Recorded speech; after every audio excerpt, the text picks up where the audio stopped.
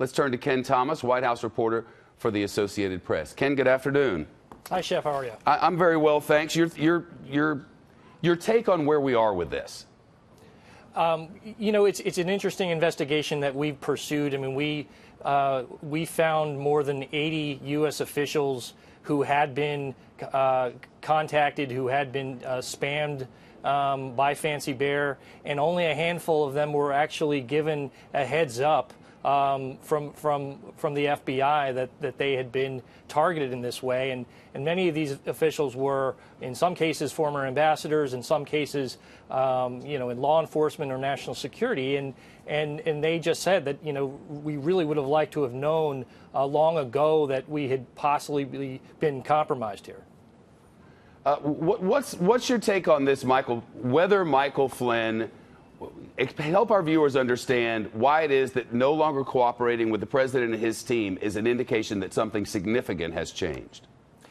Usually, when you're on the same legal side, you will communicate. So the White House lawyers have been in touch with Flynn's lawyers in the past, and they share information. But when you can no longer do that, what that's called? Shared judicial interest? That's right. And so the concern is that if Flynn is close to cutting some sort of deal, they won't be able to share any more information with the White House.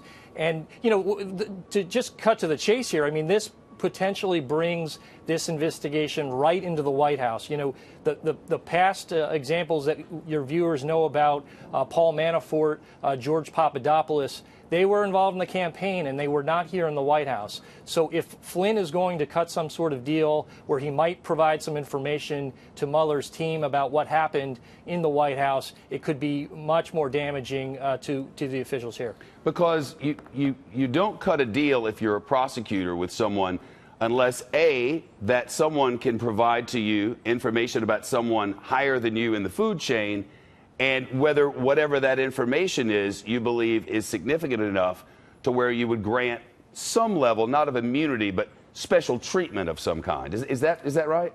Right. These investigations usually work from the outside in. And what could be happening is that Flynn's lawyers could be having, quote unquote, off the record sessions with Mueller's people to find out what Mueller's team has on Flynn.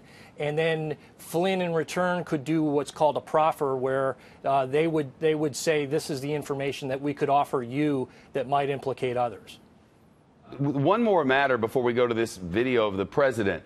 The president's people have now said, though he is clearly supporting Roy Moore or the efforts of the Republican over the efforts of the Democrat in the state of Alabama, the president's people now tell us he will not be actively campaigning for him in Alabama. That's right. White House officials told us today that he's not expected to campaign for Roy Moore in Alabama before the December 12th special election.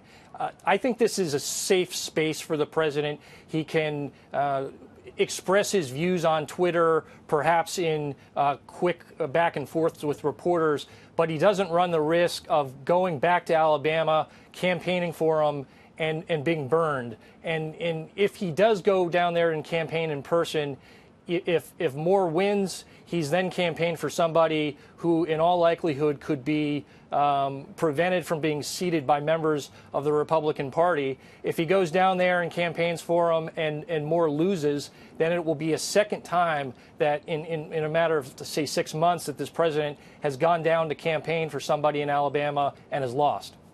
Ken Thomas is the White House reporter for the Associated Press. Ken, it's good of you. I appreciate it.